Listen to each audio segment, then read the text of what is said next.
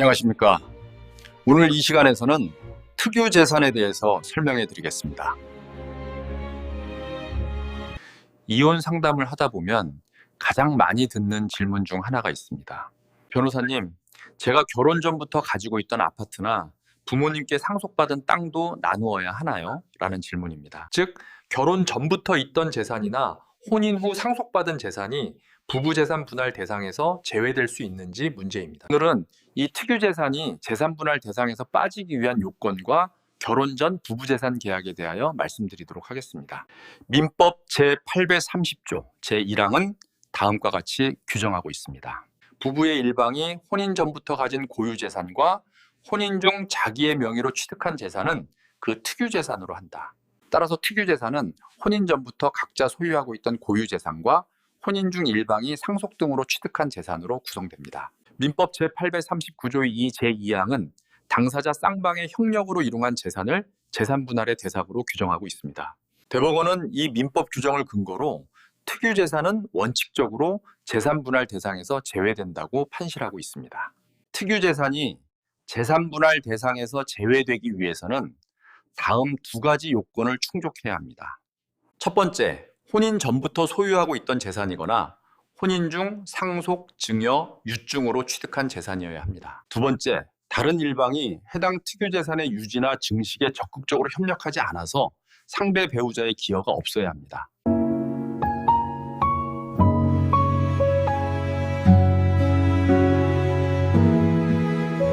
하지만 대법원은 다음과 같은 경우 예외적으로 특유재산도 재산 분할 대상에 포함시킬 수 있다고 판시하였습니다. 특유재산일지라도 다른 일방이 특유재산의 유지, 증식에 협력하였다고 인정되는 경우에는 분할의 대상이 될 수 있다고 하였습니다. 그럼 대법원이 어떤 경우에 예외적으로 특유재산도 재산 분할 대상이 될 수 있다고 했는지 말씀드리겠습니다. 첫 번째, 다른 일방이 특유재산 유지 및 감소 방지에 대한 기여로 인정된 경우입니다.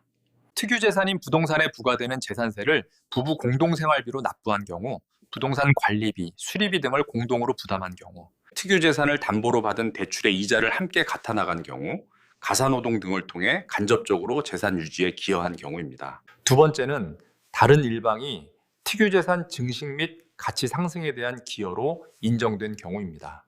다른 일방이 자신의 자금을 투입하여 특유재산인 부동산을 리모델링하여 가치를 상승시킨 경우, 가사노동과 자녀 양육을 전담함으로써 다른 배우자가 특유재산을 활용한 사업, 투자 활동에 전념할 수 있도록 한 경우, 다른 일방이 특유재산의 임대 관리, 수익 창출 활동에 적극적으로 참여한 경우입니다.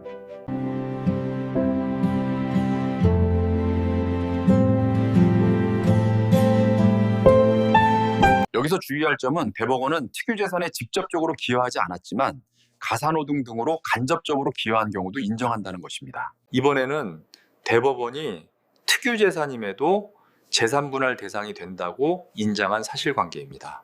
남편이 조모로부터 상속받은 토지에 대해 남편이 도배공으로 일한 수입으로 생활하고 아내가 주로 가사노동에 전담한 경우입니다. 대법원은 아내가 가사노동으로 간접적으로 재산의 유지에 기여하였으므로 상속받은 토지도 재산분할의 대상이 된다고 판시하였습니다.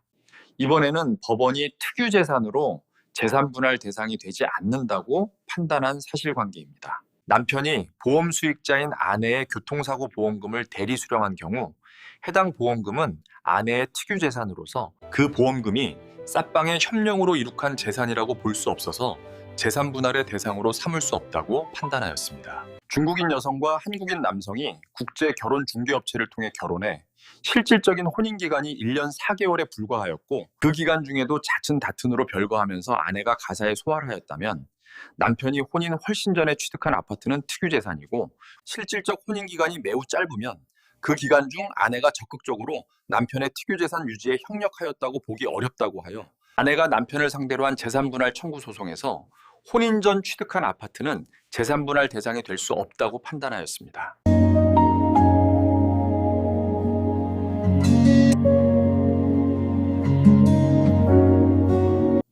이번에는 혼인기간과 특유재산 인정의 상관관계에 대하여 말씀드리겠습니다.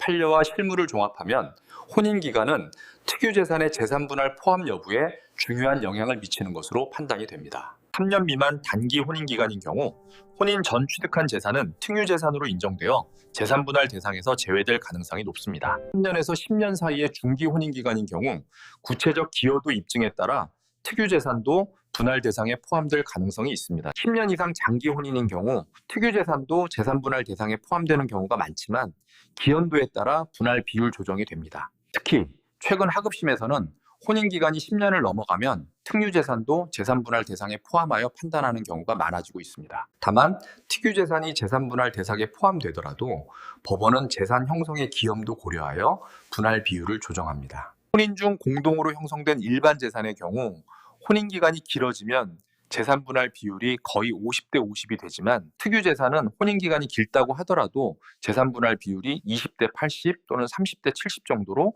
그 비율이 낮아지게 됩니다.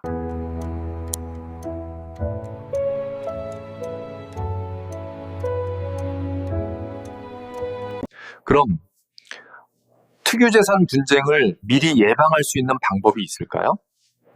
혼인 전 특유재산과 혼인 중 취득할 재산의 귀속 관리를 명확히 하는 부부재산 계약이 있습니다. 부부재산 계약이란 혼인하려는 부부가 혼인 성립 전에 혼인 중의 재산 관계에 관하여 미리 합의로서 정한 계약을 말합니다. 우리 민법은 제829조에서 부부재산 계약의 근거를 두어 당사자 계약에 의한 재산관계 설계를 허용하고 있습니다. 부부재산 계약은 혼인신고 전에 체결되어야 하며 판례는 혼인 이후에 작성된 부부재산 계약은 효력이 없다고 판단하였습니다. 혼인 성립 전이라면 약혼 단계에서도 체결할 수 있으나 혼인이 성립하지 아니하면 계약의 효력이 발생하지 않습니다. 부부재산 계약에는 특별한 방식이 요구되지 않습니다. 다만 제3자 대항력을 갖추기 위해서는 반드시 등기를 하여야 합니다. 부부재산 계약은 혼인이 성립한 때, 즉 혼인신고가 수리된 때부터 효력이 발생하며 혼인이 취소되거나 무효가 되면 효력을 잃습니다. 부부재산 계약 내용은 혼인 중에 재산관계에 합정되며 이혼 시 재산분할 청구권의 사전 포기 내용은 무효입니다. 부부재산 계약은 각자가 혼인 전부터 보유하는 재산을 계약서에 명시하여 특유재산 여부에 관한 분쟁을 예방하게 됩니다. 제3자의 신뢰 보호하기 위하여 부부가 혼인 전에 재산에 관하여 약정한 때에는 혼인 중 이를 변경하지 못합니다. 단, 정당한 사유가 있는 때에는 법원의 허가를 얻어 변경할 수 있고 허가를 받은 경우에는 변경 등기를 하여야 합니다.